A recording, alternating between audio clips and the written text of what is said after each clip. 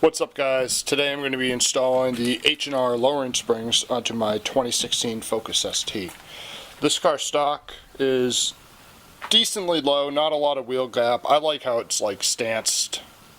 I hate the word stance, but I like how it sits, and it handles really well. It has pretty firm suspension, but I want to firm it up just a little bit more, not going too crazy to overpower the stock shocks and struts.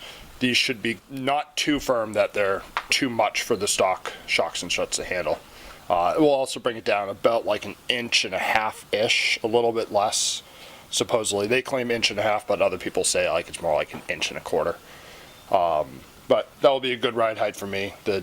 Coming out of my work's driveway, it's a little bit of a dip, so I don't feel like ripping off my front bumper or anything like that. So I'm going to put the camera down and get going.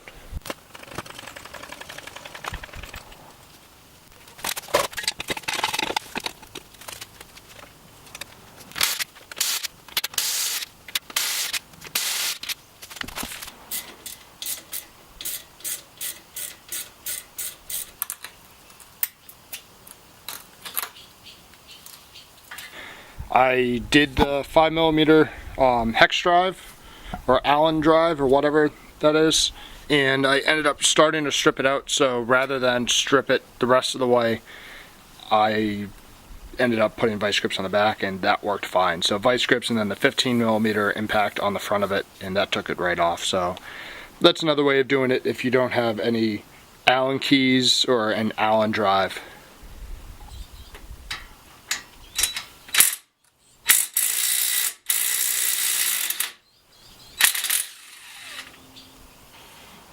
So I have a piece of scrap metal that I'm using to separate the spindle from the strut housing.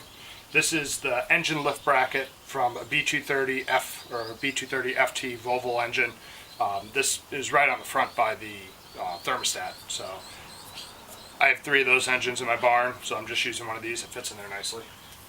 I'm going to slowly use my impact to run the bolts in, just to spread it out a little bit. You don't need anything too crazy. I just don't feel like doing it by hand.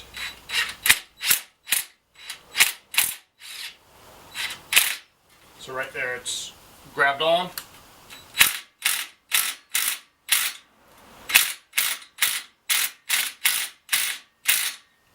That should be enough.